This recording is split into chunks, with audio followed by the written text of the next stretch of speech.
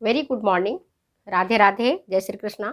आप सभी को मेरे इस यूट्यूब चैनल पर हार्दिक स्वागत है।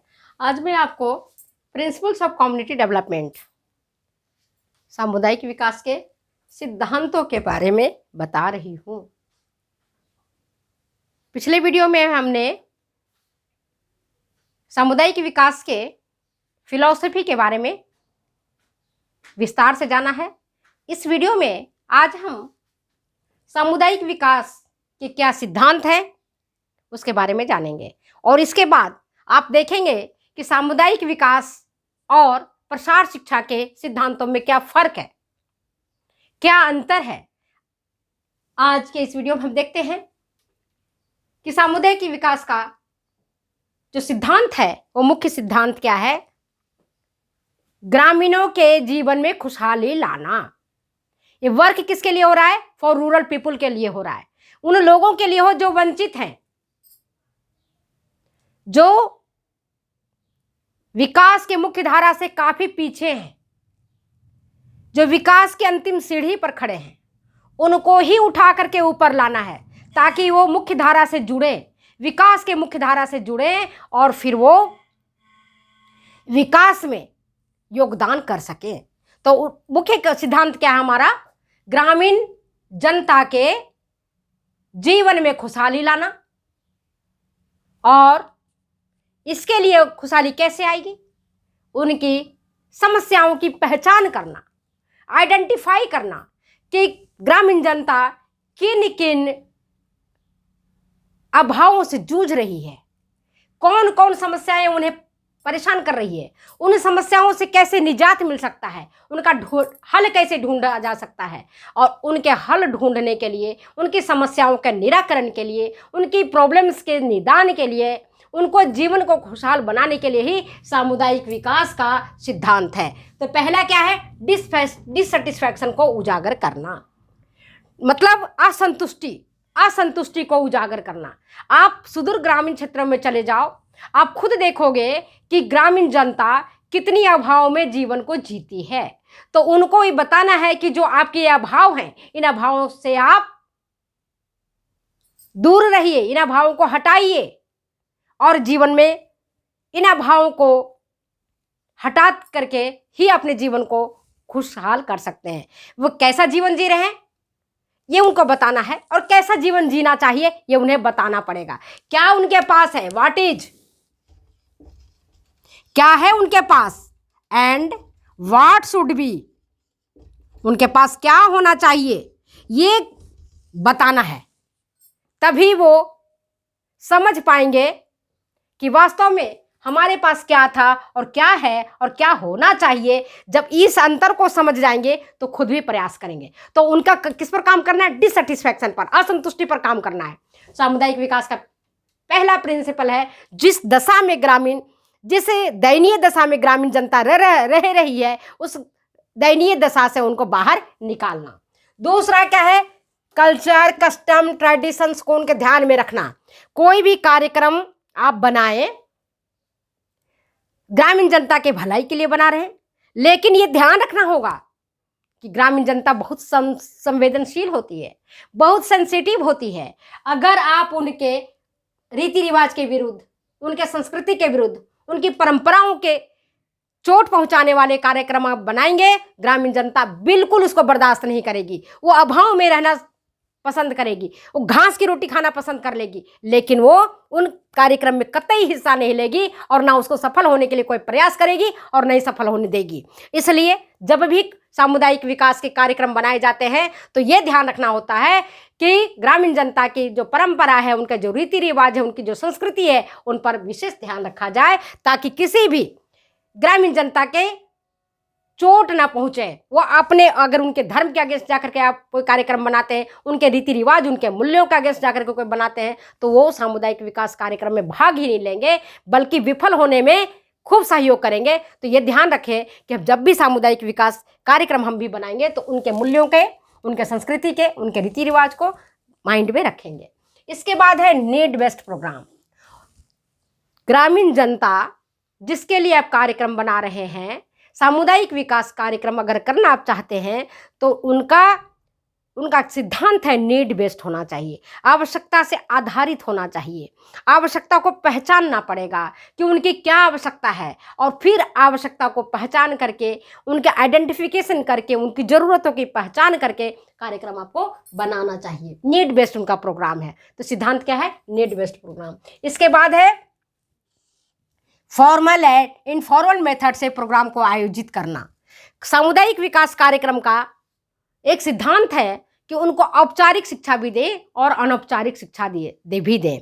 दोनों ही तरीके से, औपचारिक तरीके से और अनौपचारिक तरीके से शिक्षित करके कार्यक्रम ऐसा तैयार करें जिसमें कि औपचारिक भी हो, अनौपचारिक हो। औपचारिक भी आप जानते हो, औपचारिक वो होता है ना, इस पर मैं आज डिटेल चर्चा नहीं करूंगी, जिसमें औपचारिकता रहती है, सीधी सी बात है ना। जैसे कोई मेहमान आता है तो औपचारिक हो जाते हो, उनको चाय पिलाते हो, पानी पिलाते हो, खाना खिलाते हो, औपचारिकता निभाते हो। और वही आप घर में रहते हो परिवार के सदस्यों के साथ, कोई औपचारिकता नहीं रहता है घर में, जैसे मर्जी वैसे खाते हैं, पीते हैं, सोते हैं, बैठते हैं, उठते हैं, है ना। तो ये अनौपचारिकता होती है। तो प्रोग्राम जो होना चाहिए फॉर्मल एंड इनफॉर्मल मेथड से आयोजित किया जाना चाहिए। और एक सिद्धांत इसका ये है, good relations with villagers and programmers. जो भी एक्सटेंशन वर्कर है, जो भी प्रोग्रामर्स है, जो भी कार्यक्रम के ऑर्गेनाइजर हैं, उनके और ग्रामीणों के बीच, ग्रामवासियों के बीच अच्छा और मधुर संबंध होना चाहिए। अगर अच्छा और मधुर संबंध नहीं होंगे और कार्यक्रम आपने आयोजित किया तो ग्रामीण जनता आपको वैल्यू नहीं देगी, ग्रामीण जनता आपकी बात को नहीं मानेगी, ग्रामीण जनता आपके कार्यक्रम में पार्टिसिपेट नहीं करेगी। जो आपका लक्ष्य है सामुदायिक विकास कार्यक्रम को, वह लक्ष्य की पूर्ति नहीं हो पाएगी। तो इसका क्या सिद्धांत है कि ग्रामीणों के बीच में और प्रोग्रामर्स के बीच में मधुर संबंध स्थापित होने चाहिए। इसके बाद है self dependence and mutual cooperation. किसके बीच में? सेल्फ डिपेंडेंस, आत्मनिर्भर। किसको बनना है? प्रोग्रामर को नहीं बनना है, एक्सटेंशन वर्कर को नहीं बनना है, वो तो कार्यक्रम कराने वाले हैं। किसको बनना है? ग्रामीणों को सेल्फ डिपेंडेंस बनना है, आत्मनिर्भर बनना है। और कैसे बनेंगे? आपसी सहयोग करके, आपसी तालमेल बिठा करके, आपसी सामंजस्य बिठा करके। किसी भी परिवार में आप देखते हैं कि अगर परिवार के सभी सदस्य मिल करके काम करते हैं तो उस घर का, उस परिवार वाले का बहुत उन्नति और प्रगति होता है। लेकिन वहीं अगर सब मिलते नहीं है, सब आपस में तालमेल बिठा के काम नहीं करते हैं, तो वहाँ पर क्या होता है? विकास तो होना दूर की बात है, घर में लड़ाई झगड़े होते रहते हैं, विवाद होता है, कलह कलेश होता है। वही स्थिति आप यहाँ भी देखेंगे कि जो आपने कार्यक्रम चलाया, जो प्रोग्राम बनाए गए सरकार के द्वारा या एनजीओ के द्वारा, अगर म्यूचुअल कोऑपरेशन नहीं रहेगा ग्रामीणों के बीच में, अगर सेल्फ डिपेंडेंस नहीं रहेगा ग्रामीणों के बीच में, गांव का एक टोला के व्यक्ति कहेगा ये कार्यक्रम हो, दूसरा कहेगा नहीं हो, तो आप क्या होता है? अल्टीमेटली विवाद उत्पन्न हो जाता है, कॉन्फ्लिक्ट उत्पन्न हो जाता है और ले देकर के कार्यक्रम वही ठप हो जाता है। तो ऐसा नहीं होना चाहिए। इसके बाद है क्रॉप प्रोडक्शन को बढ़ावा देना है, खेती को बढ़ावा देना है, क्योंकि ग्रामीण जनता मुख्य रूप से किस पर निर्भर करती है? खेतों पर निर्भर करती है, कृषि पर उनका जीवन धंधा चलता है। तो फसल को अगर हम बढ़ावा देते हैं, इंक्रीज करते हैं, और फसल को बढ़ाने से संबंधित अगर हम कार्यक्रम चलाते हैं तो निश्चित तौर पर वो कार्यक्रम अच्छा चलता है और उसको लोग अपनाएंगे, क्योंकि ग्रामीण जनता जानती है कि ये हमारे हित के लिए कार्यक्रम चलाए जा रहे हैं। जो सरकार के द्वारा कार्यक्रम चलाया जा रहा है, सामुदायिक विकास के लिए कार्यक्रम चलाया जा रहा है, वो हमारे लिए है। हम इससे हमारे फसल का उत्पादन अच्छा होगा, और जब फसल का उत्पादन ज़्यादा अच्छा होगा, अनाज का ज़्यादा उत्पादन ज़्यादा होगा, तो निश्चित तौर पर हमारा डेवलपमेंट ज़्यादा होगा, हम ज़्यादा सुखी जीवन व्यतीत करेंगे। तो ज़्यादा फोकस किस पर करना है? सिद्धांत क्या है? क्रॉप प्रोडक्शन पर फोकस करना है ना। फसल उत्पादन पर हमें फोकस करना है कि ग्रामीण जनता जिस धंधा में लगा हुआ है, जो कृषि धंधा उनका मुख्य काम है, उसमें अगर हम उसको सहयोग करते हैं, उससे संबंधित अगर हम कार्यक्रम बनाते हैं, अगर खाद से संबंधित हमने खाद थोड़ा सस्ता कर दिया, या नलकूप लगवा देते हैं, या सिंचाई के साधन की कोई व्यवस्था कर देते हैं, तो कार्यक्रम ज़्यादा अच्छा होगा, ज़्यादा सफल होगा। इसके बाद स्मॉल स्केल इंडस्ट्रीज को भी बढ़ावा देना। स्मॉल स्केल लघु कुटीर उद्योग है ना। कृषि कार्य तो साल के 2, 4, 6 महीने से ज़्यादा नहीं होता है, जैसे खरीफ फसल हो गया या रबी फसल हो गया, है ना। तो बरसात के मौसम में आप देखते हो धान की खेती हो जाती है, और अभी जो मार्च अप्रैल चल रहा है रबी का फसल हो जाता है। इसके बाद तो कुछ फसल ही नहीं होता, किसान बैठे रहते हैं 4 से 6 महीने। उस समय अगर स्मॉल स्केल इंडस्ट्रीज, लघु उद्योगों का अगर बढ़ावा दिया जाए, कुटीर उद्योग का बढ़ावा दिया जाए और उससे संबंधित अगर कार्यक्रम बनाए जाए तो ज़्यादा बेहतर होगा ग्रामीणों के हित के लिए। क्योंकि ग्रामीण जनता बैठे बैठे क्या करेगी? अगर आपने उनको मोमबत्ती बनाना सिखा दिया, साबुन बनाना सिखा दिया, डिटर्जेंट बनाना सिखा दिया, रस्सी बटना सिखा दिया, मसाले पैकिंग करना, मसाला पीस करके तैयार करना, थैलियों में पैक करके बाजार की तरफ भेजना, अगर स्मॉल स्केल इंडस्ट्रीज हम डेवलप करते हैं, है ना, पापड़ बनाना, बढ़िया बनाना, चिप्स बनाना, ये सारे जो चीज़ें हैं छोटे छोटे चीज़ों को अगर हम इनको जोड़ देते हैं, है ना, स्मॉल स्केल इंडस्ट्रीज के साथ डेवलप करते हैं तो ग्रामीण जनता का हित भी होगा और विकास का कार्यक्रम भी होगा।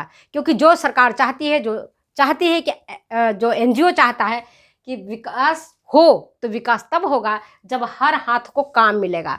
और ग्रामीण जनता तो चाहेगी, मान लो कि कोई आपके गांव में ही या आपके शहर में ही कोई छोटा लघु कुटीर उद्योग की स्थापना हो गई है, जहाँ साबुन बनाया जाता है, जहाँ मोमबत्ती बनाया जाता है, जहाँ चिप्स काटे जाते हैं, जहाँ पापड़ बेले जाते हैं, और उनको प्रतिदिन अगर 200 या 300 रुपये भी मिलता है तो ग्रामीण जनता कहेगी मैं 300 रुपये तो मिल रहा है, मैं बैठ के क्या करूँ, मैं जाती हूँ काम करने के लिए। तो 8 बजे 9 बजे वो तैयार होकर के और उस कुटीर उद्योग में काम करने लग जाते हैं। इसके बाद जो एक सिद्धांत तो ये है, फ्लेक्सिबल प्रोग्राम होना चाहिए। प्रोग्राम कैसा होना चाहिए? फ्लेक्सिबल होना चाहिए। ऐसा नहीं होना चाहिए कि हमने जो एक बार कह दिया वही सच है, नहीं, लचीला। आप जानते हो